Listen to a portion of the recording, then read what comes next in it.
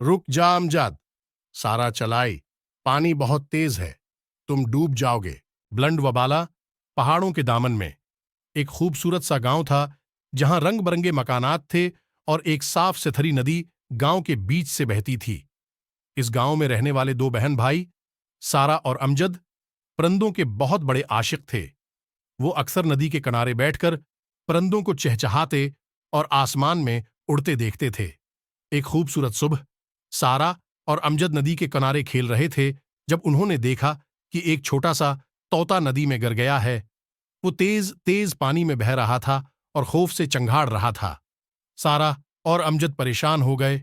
अमजद ने फौरन अपनी कमीज उतारी और उसे पानी में कूदने के लिए तैयार हो गया। रुक जा अमजद, सारा चलाई। पानी बहुत तेज है, तुम डूब जाओगे। अमजद ने थोड़ा सा सोचा और फिर बोला, फिक्र मत कर सारा, मैं उसे बचा लूंगा। वो गहरी सांस लेकर पानी में कूद गया। पानी बहुत तेज था और अमजद को बहाना चाहता था, लेकिन वो हिम्मत न हारा।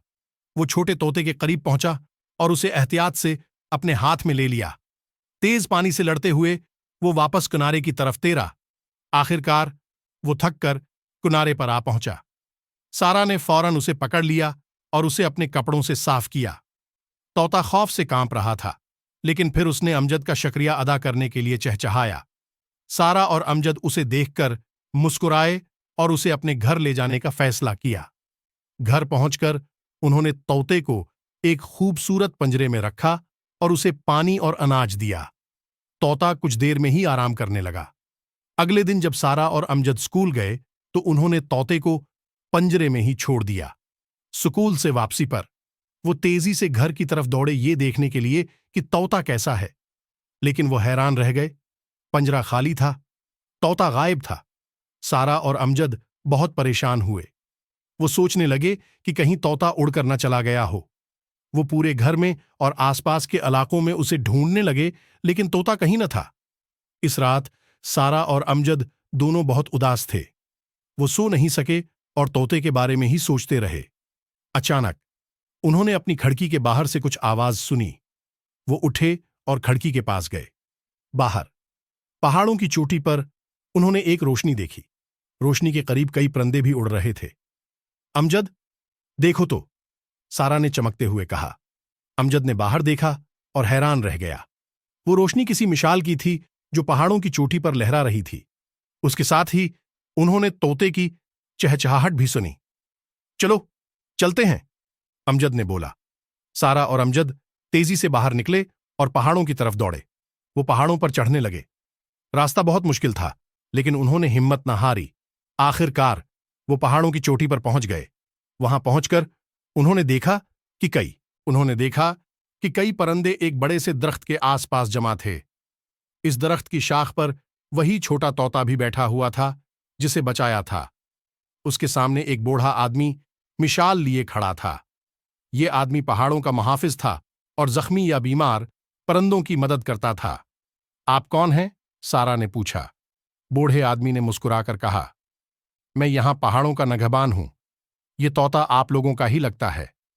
अमजद ने बताया, जी हां, हमने उसे नदी से बचाया था। हम परेशान थे कि वो कहीं उड़कर न चला गया हो।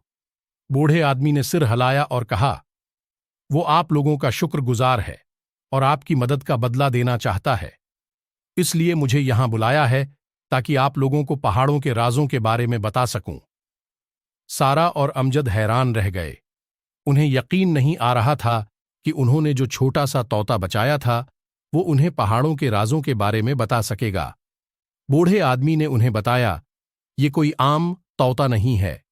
ये एक जादुई तोता है जो पहाड़ों की जबान समझता है। वो आप लोगों को यहाँ की नदियों, दरख्तों और पहाड़ों के बारे में बहुत कुछ सिखाता है।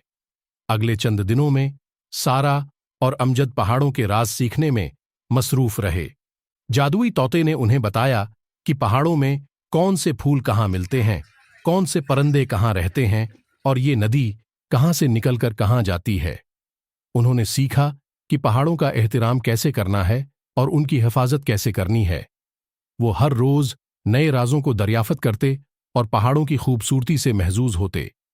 उन्होंने देखा कि पहाड़ सिर्फ पत्थर के टुकड़े नहीं हैं, बल्कि जिंदगी से भरे हुए हैं। आखिरकार उन्हें अपने घर वापस जाना पड़ा। वो बहुत उदास थे, लेकिन उन्होंने बहुत कुछ सीखा था।